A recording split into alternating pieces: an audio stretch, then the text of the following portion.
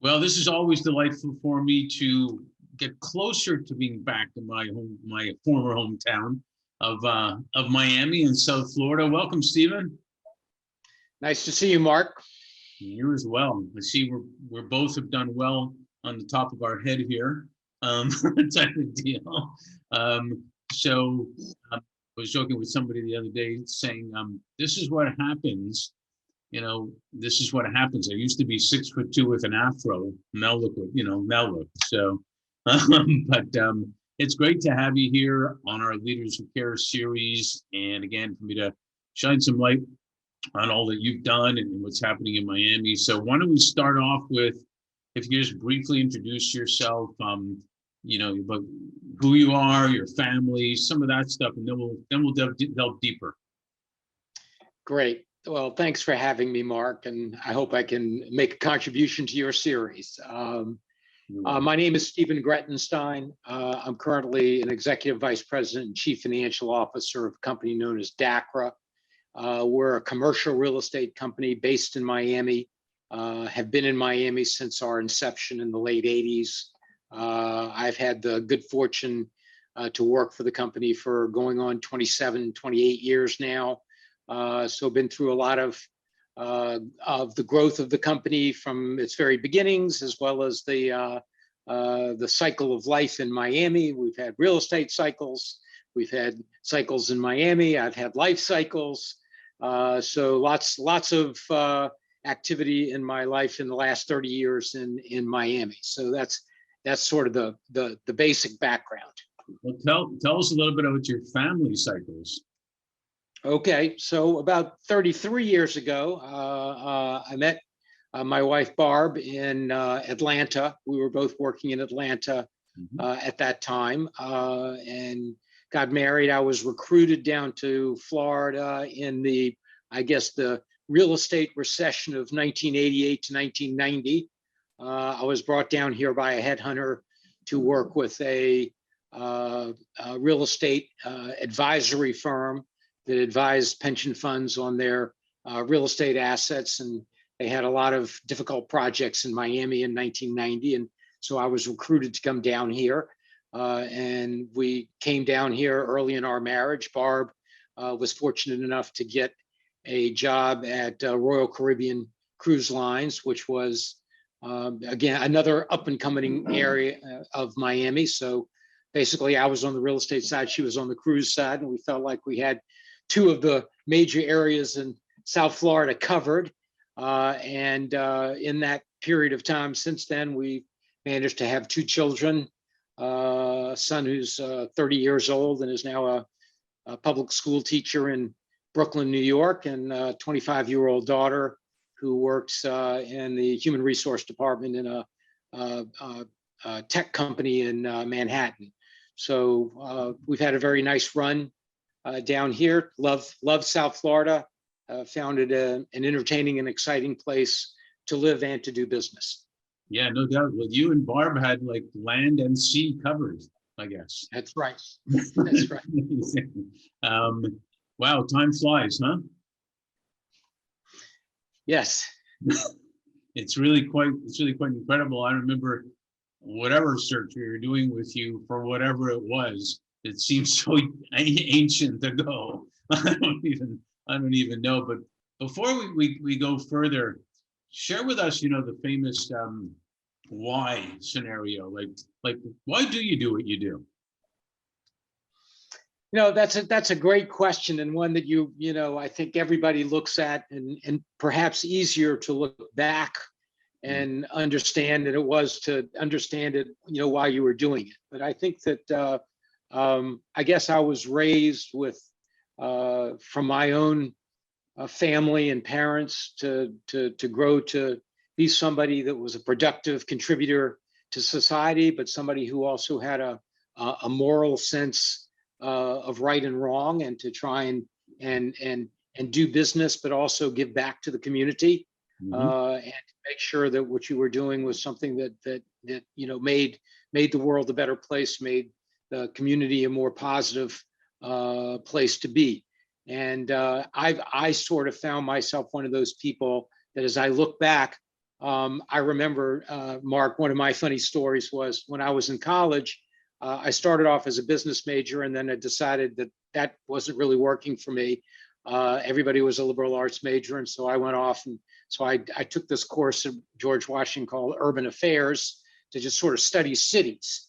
And I found myself interested in cities. I grew up in Savannah, Georgia, which was a relatively small town by today's standards, and always found cities to be fascinating. So I went to school in Washington, D.C. and wanted to study cities. So went into urban affairs and urban planning. And I remember with one of my best friends, that we would get in his Volkswagen Bug, the old VW Bug, and we would get on the Washington Expressway, the perimeter road in Washington, and we would go to the shopping malls and wander around. And we didn't know that we were in the real estate business. Okay, we just thought we were having a good time. Okay, and 30 years later, he's a senior executive in a property management firm running thousands of apartment projects, and I'm in the real estate and commercial development business. It was sort of like part of your DNA that you didn't know at the time that you were engaged in. Yeah, it's fascinating. And so, in other words, you didn't have a Miami design district in the back of your mind somewhere, right? Right. It was, more of what I really do think I came out of the urban planning, town planning mode. I always felt like I was, going back to the, early days, The Life and Death of the Great American Cities by Jane Jacobs. There was always a context of community and community development and building, how to make cities work, how to make them better, how to build community. I think I've always been in there. The Miami Design District is a unique combination of things that came together, both being in Miami, being in commercial real estate, being and where we happen to be in the world of luxury retail. It just sort of, those things all combined together. I don't think if you had come to Craig Robbins and me 25 years ago when we were on South Beach, working on Washington Avenue and Ocean Drive, and barely up onto Lincoln Road, that we would have envisioned what the design district was today. I don't think you could legitimately say that we had that vision. But do I think that we had a vision that said that there was this area in downtown Miami, which was underutilized, which was convenient to the beach, convenient to downtown, convenient to the airport, and that there was something there we could do, then I would say, yes, that was the vision that we came here with then. That vision has now translated into something very different and evolved much beyond what we anticipated, but still, quite exciting. So tell us about that journey. You met Craig Robbins, and who's a force of nature himself in what he does and philanthropy, business, philanthropic, investment, etc. And you're working on South Beach, which not so small thing. I mean, South Beach has grown significantly as a major everything in the world. Tell us a little bit about the journey about, you saw this land, it's close, as you said, to downtown, etc. And how did the vision come about, and then the partners, the players, the whole journey. Okay, well, I mean, you said we had 30 minutes, so I want to make sure that I keep it within the time.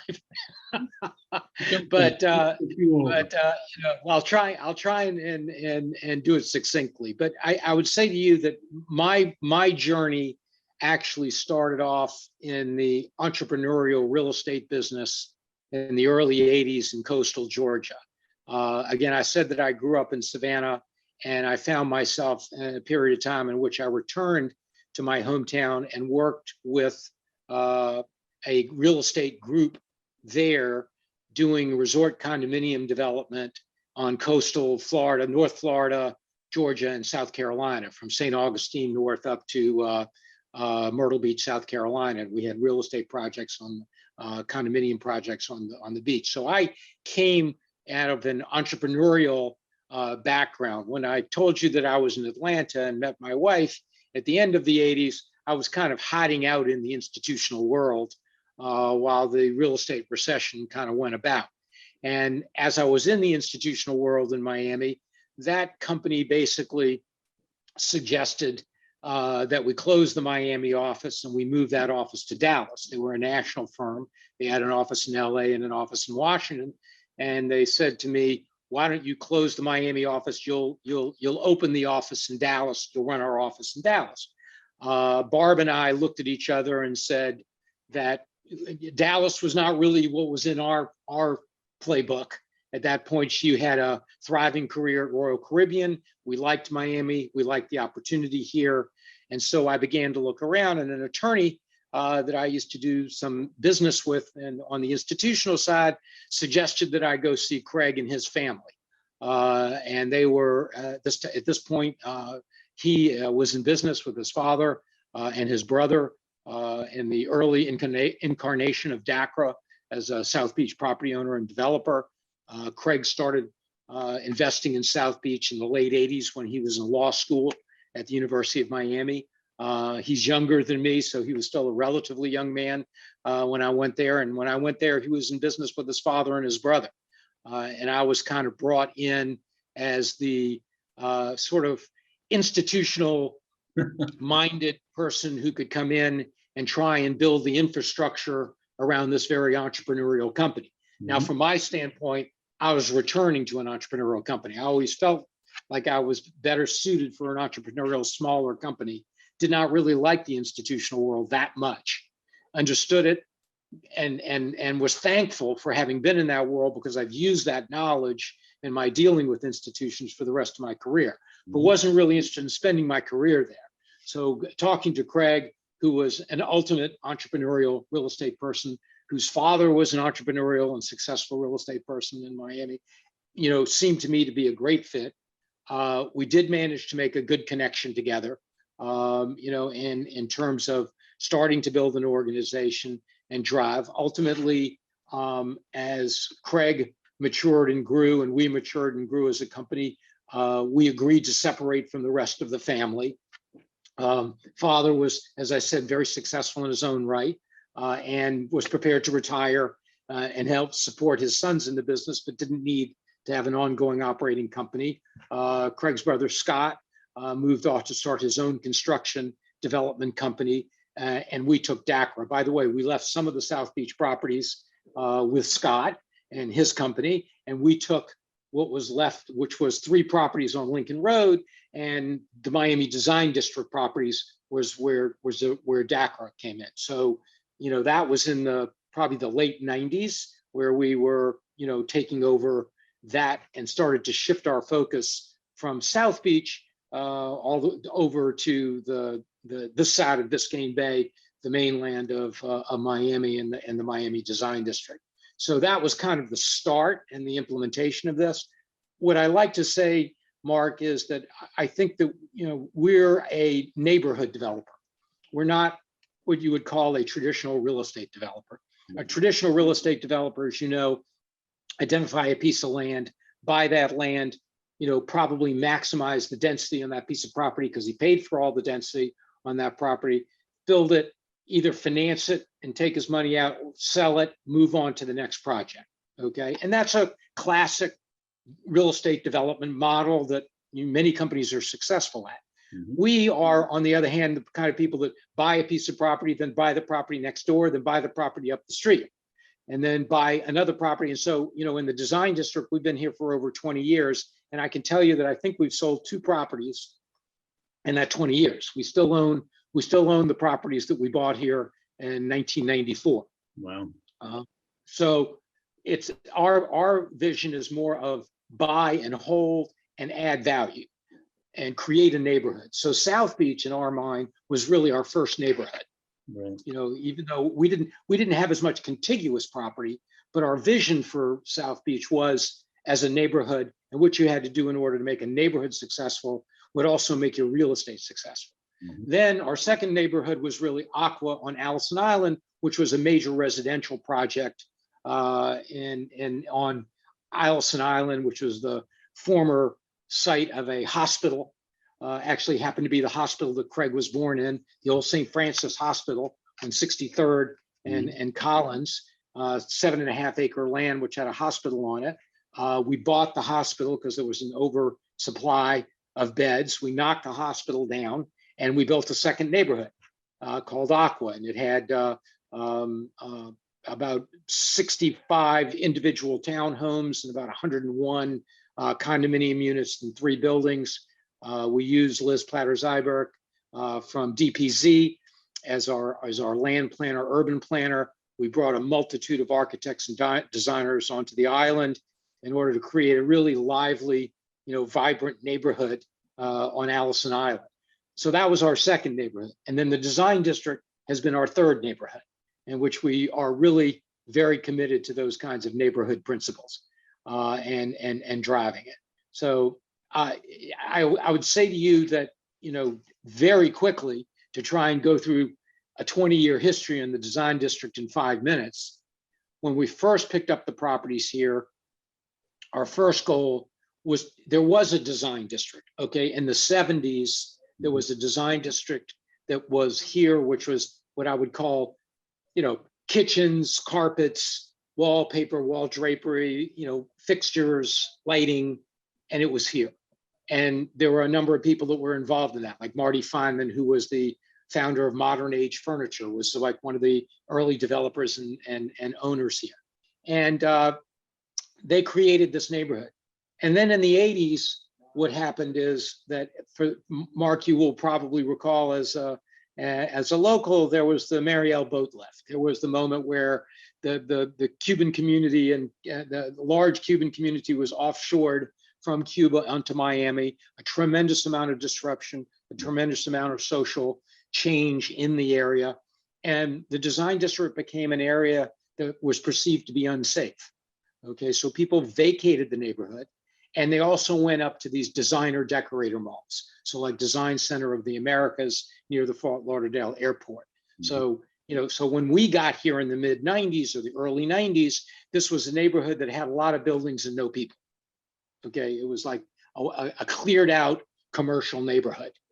And so we were able to pick up properties, obviously very cheaply or very reasonably, however you want to phrase that, at a reasonable price, because there was nothing going on here. And everybody thought we were crazy going in and buying up property in this neighborhood, which was perceived to be unsafe, and everybody had left.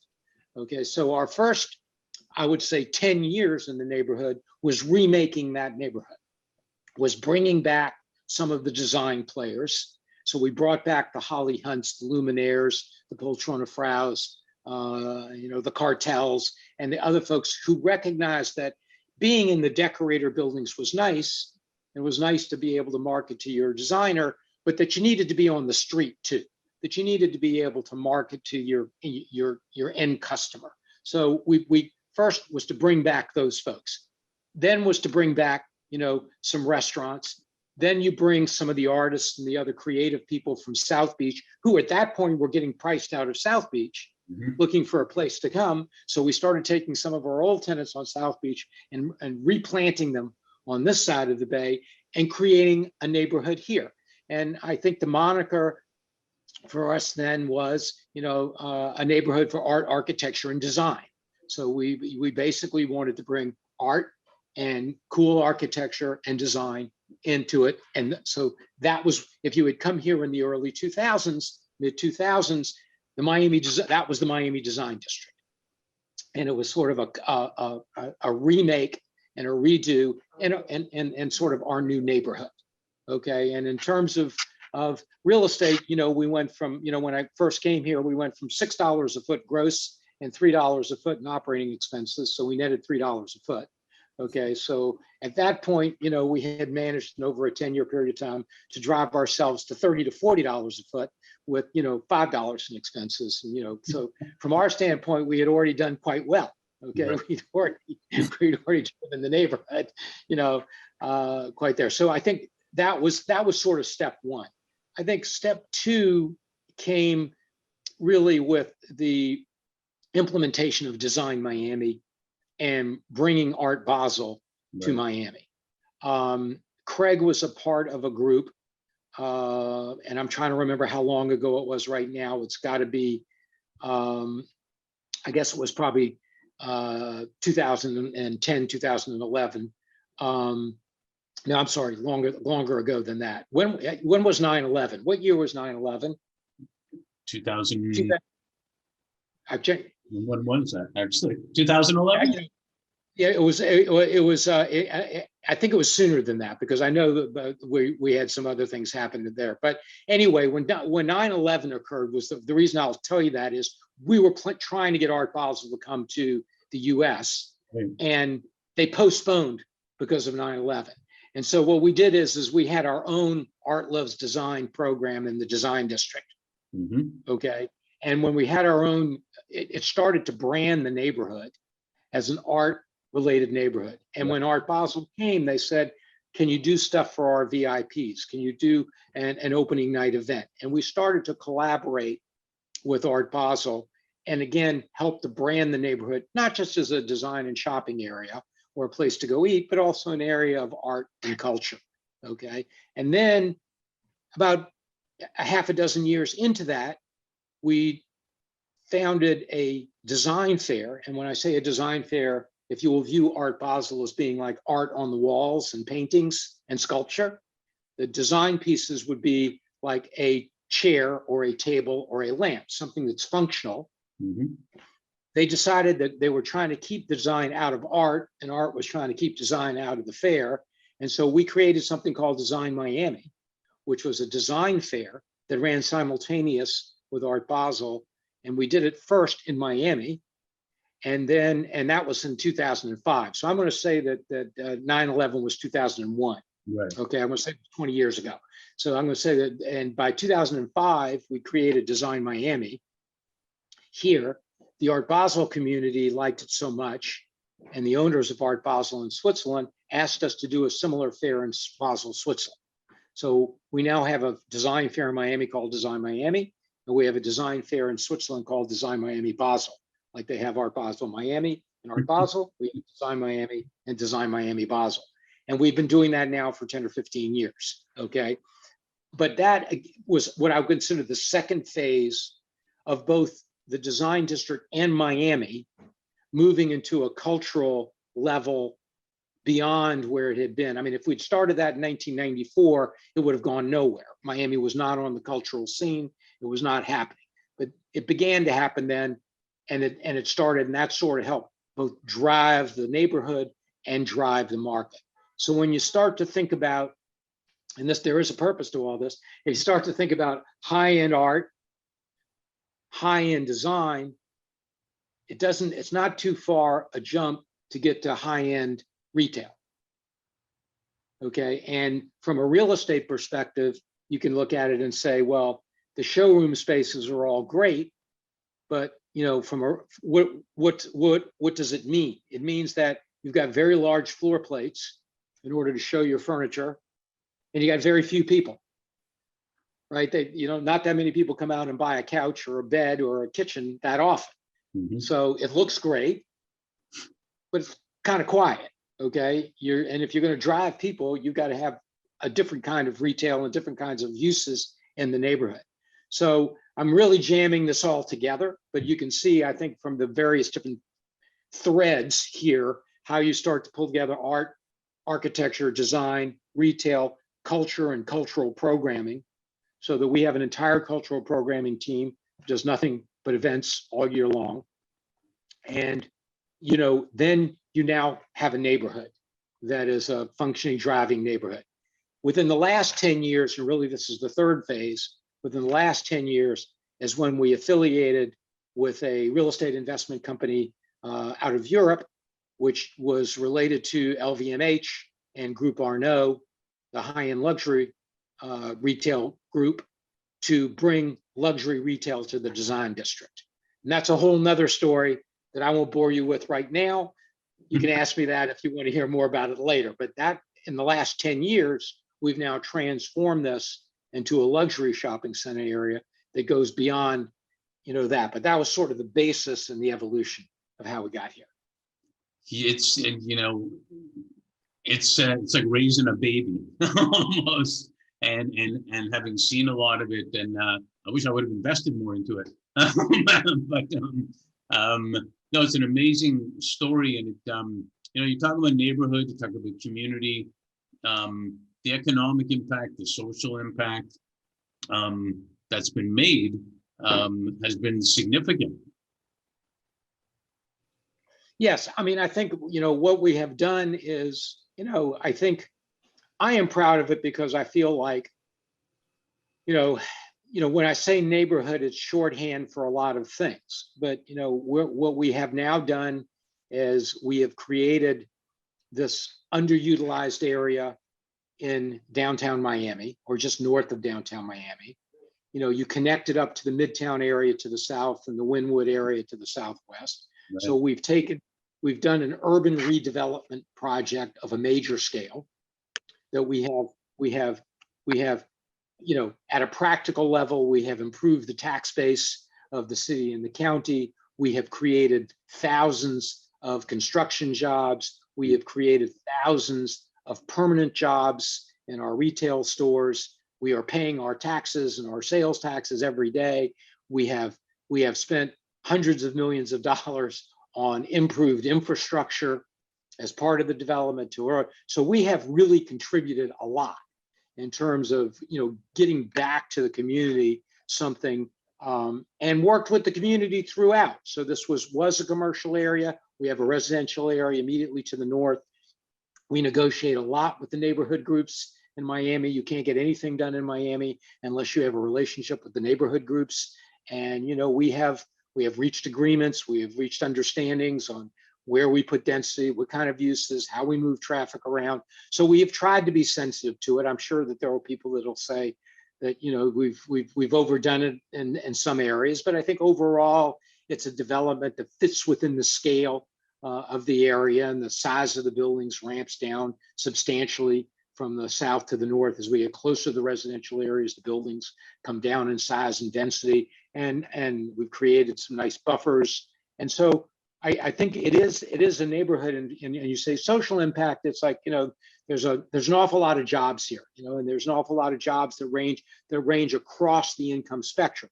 We might be a luxury neighborhood, but we've got, if you walk into any one of those luxury stores, there's 2 or 3 security guards. If you walk into any of those luxury stores, there's a half a dozen salespeople. These are not necessarily the highest end, earners. We have maintenance crews that have to be out every day. We have janitorial crews that have to be out every day.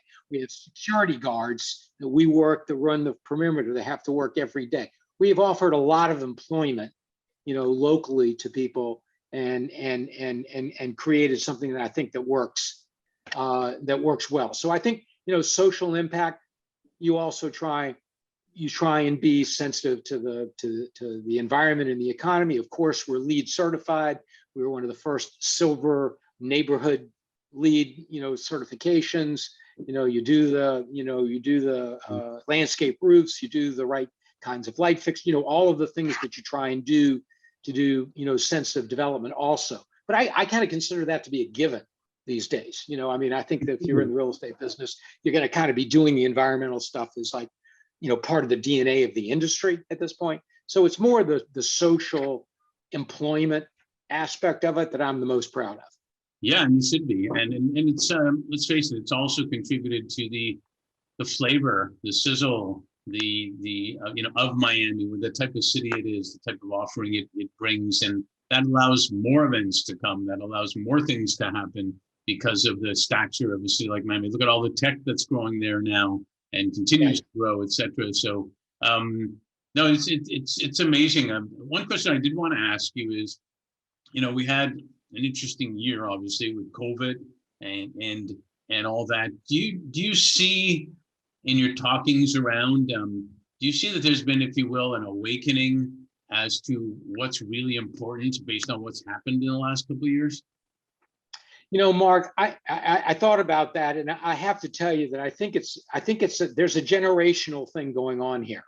Okay, I think you and I are of a different generation, if I can speak to that, and I feel like we come out of a certain mold, and I'll tell you, as I look back and see certain things, like I'm proud of what our generation did in terms of social justice, in terms of environmental, in terms of dealing with things like AIDS and the issues that we had to deal with. But on the other hand, I can also recognize that, we probably got a little bit complacent with some of the things that we did and thought that the job was over and done because we felt like, we moved it. And I think that the next generation is telling us that, we have we still have a long way to go.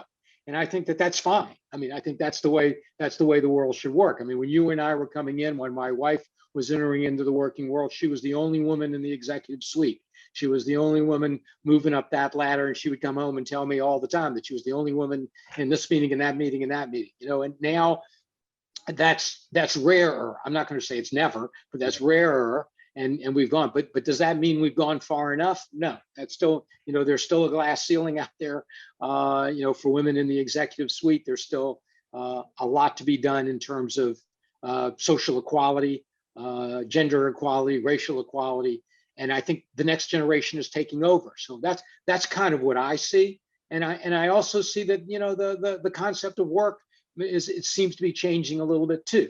Yep. You and I were the, before you had the tech combinations, you were expected to be in the office, early in the morning, and you were expected to stay late at night, and you were expected to get your work done and be prepared to come in on weekends because there wasn't a computer in your house that you could send in, the report that was due, right? I mean, I hate to sound like, really old, but that's the truth.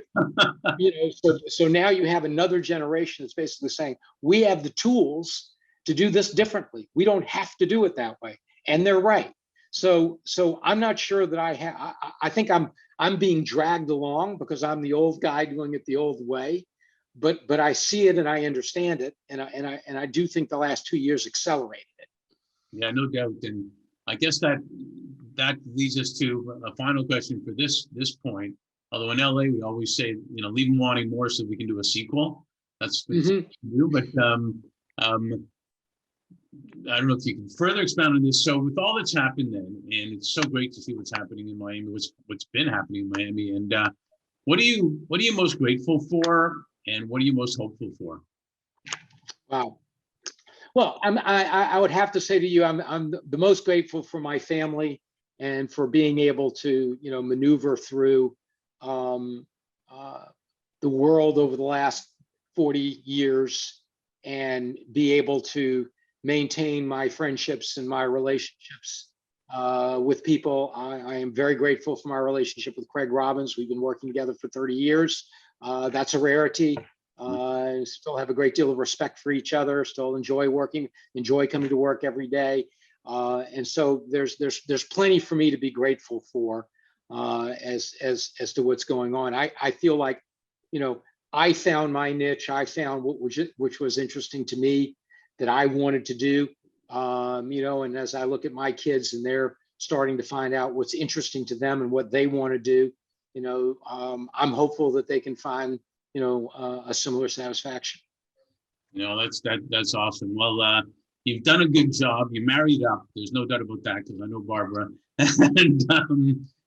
but it's just wonderful to see, all the contributions and all the good stuff that's happened. And congratulations. It's fantastic.